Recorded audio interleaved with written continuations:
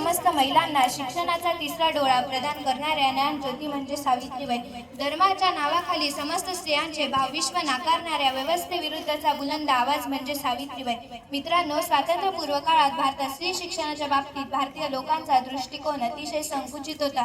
स्त्रियांना शिक्षण घेण्याची मनाई होती. स्त्रियांना समानतेची वागणूक नव्हती. चूल आणि मूल हे स्त्रीचे कार्यक्षेत्र होते अशी लोकांची पक्की धारणा होती.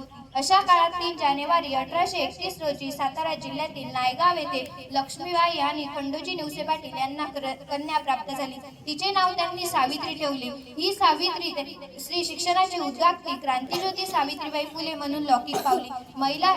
महिला ही अबला म्हटल्या जाणाऱ्या दुर्बल स्त्रियांसाठी सावित्रीबाई सरस्वती ठरल्या. महिला ही अबला नाही तर खरी दुर्गा आणि रणरागिणी आहे. स्त्री ही पुरुषाच्या खांद्याला खांदा लावून आपली कर्तबगारी सिद्ध करू शकते असे सावित्रीबाईंनी पुढील काळात महिलांना पटवून दिले. स्त्री शिक्षणाचा प्रवास सोपा नव्हता. त्याकरिता महात्मा व ज्योतिबा व सावित्रीबाईंनी खूप संघर्ष केला.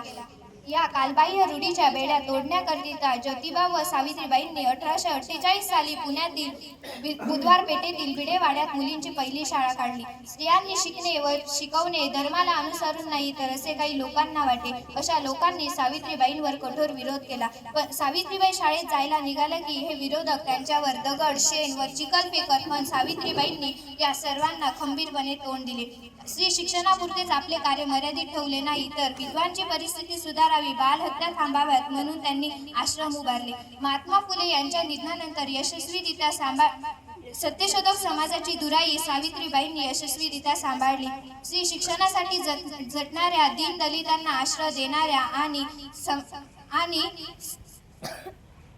दीनदलितांसाठी झटणाऱ्या अनाथांना आश्रय देणाऱ्या आणि ज्योतिबांच्या खांद्याला खांदा लावून उभ्या देशात स्त्री शिक्षणाचा दिवा लावणाऱ्या सावित्रीबाईंचा मृत्यू देखील समाजसेवेचे व्रत करत असतानाच झाला.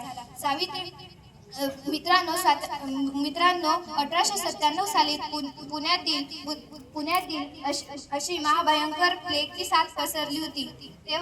सावित्रीबाईंनी स्वतःच्या प्राणाची पर्वा न करता रुग्णांची सेवा केली. अशातच त्यांना या आजाराने ग्रासले आणि 10 मार्च 1897 साली त्यांची प्राणज्योत मावळली. त्यांनी जगाचा निरोप घेतला. मात्र केलेल्या स्त्री शिक्षणाच्या कार्यामुळे अनंत अजरामर झाल्या आहेत. शेवटी मी एवढेच म्हणेन की स्त्रियांच्या अंधाऱ्या जीवनात पेटवली ज्ञानाची ज्योती, स्त्रियांच्या अंधाऱ्या जीवनात पेटवली ज्ञानाची ज्योती, म्हणून तर आज जगती अजरामर आहे सावित्री, म्हणून तर आज जगती अजरामर आहे सावित्री. एवढे बोलून मी माझे भाषण